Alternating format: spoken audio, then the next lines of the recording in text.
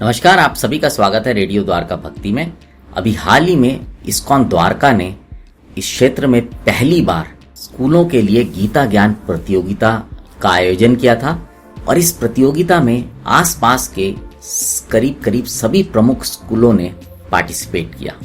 इस गीता ज्ञान प्रतियोगिता के फाइनल राउंड में कक्षा 7 से लेकर 12वीं तक के करीब 350 बच्चे शामिल रहे और यह कार्यक्रम इस्कॉन द्वारका में हुआ था। मेरा नाम कौशल्या है।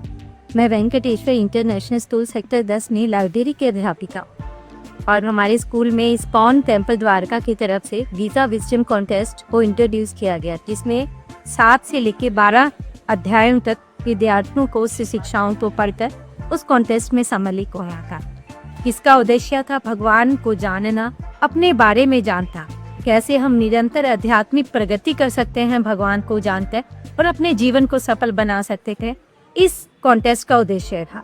इस कॉन्टेस्ट के जरिए हमारे स्कूल में अधिकतर बच्चों के अंदर भगवत गीता की लहर चल पड़ी और हमारे विद्यार्थियों ने ज़्यादा से ज़्यादा इस प्रतियोगिता में भाग लेकर इसका बहुत लाभ उठाया। बच्चों ने खुद के बारे में जाना, आत्मा के बारे में जाना, अपने और भगवान के संबंध के बारे में जाना, अच्छी शिक्षाओं और भक्ति के बारे में जानकर उसकी तरफ प्रेरित हुए। भगवान कृष्ण की शिक्षाएं जो जीवन पर्यंत बच्चों के साथ रहेंगी, इस कॉन्टेस्ट के जरिए बच्चों ने इन शिक्षाओं से लाभ प्राप्त किया। हरे कृष्ण। हरे कृष्ण।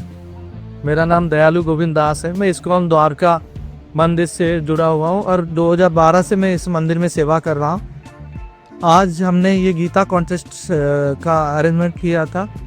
ये लास्ट नवंबर से चल रहा है इसका अरेंजमेंट, लेकिन फॉर्चुनेटली आज इसको अवार्ड रिव्यू सेरेमनी ऑब्जर्व करवा, उसमें first second third plus Venkateshwar school से, सेकंड वसावा इंटरनेशनल से, इस तरह से फर्स्ट सेकंड थर्ड आए और उन बच्चों को भगवद गीता पढ़ने का अवसर मिला।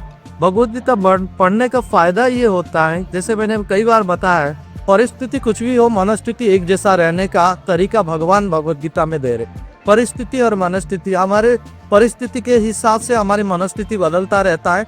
परिस्थिति कुछ भी हो, भगवान की सेवा की मनस्थिति हम जब उठा लेते हैं तो क्या है, हम फिर किसी भी परिस्थिति में हम खुश रह पाते हैं और परिस्थिति को हम सामना कर पाते हैं। बच्चे इसके जरिए, भगवद गीता के जरिए, उनका all round spiritual material wellbeing के लिए वो काम कर पाए। उनके स्पिरिचुअल वेलबींग और मटेरियल वेलबींग, हमारे प्रभुपाद जी कहते थे your material wellbeing always follows your spiritual wellbeing. तो वो अगर स्पिरिचुअली इक्विप्ड होंगे, एक होता है इंटेलिजेंट क्वेश्चन, इमोशनल क्वेश्चन और स्पिरिचुअल क्वेश्चन। कोई भी गाड़ी में अगर 66.6% कोई भी पहिए में अगर प्रेशर हो तो वो पहिया का आगे जाके क्या हो सकता है, पंक्चर हो सकता है। तो अगर इंटेलिजेंट क्वेश्चन, इमोशनल क्वेश्चन के साथ स्पिरिचुअल क्वेश्चन अगर ऐड हो जाए तो उनके लाइफ में एक दिशा और दशा जो है वो मायने नहीं रखता, दिशा प्रॉपर मिल जाता है।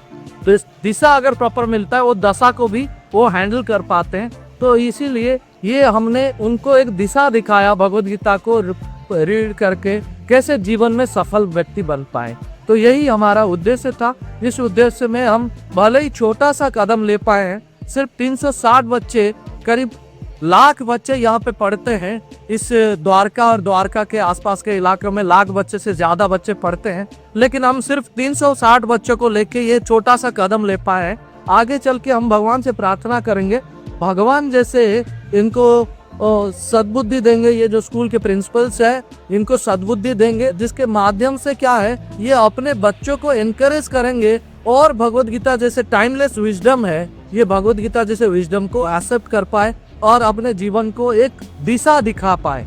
दशा के चलते नहीं, दिशा ग्रहण करके, दिशा पाके अपने लाइफ को कल्मिनेशन तक, अपने गोल तक लेके जा पाए। जी के आप सबका बहुत बहुत धन्यवाद। हरे कृष्णा कृष्णा कृष्णा हरे हरे, हरे राम राम राम हरे।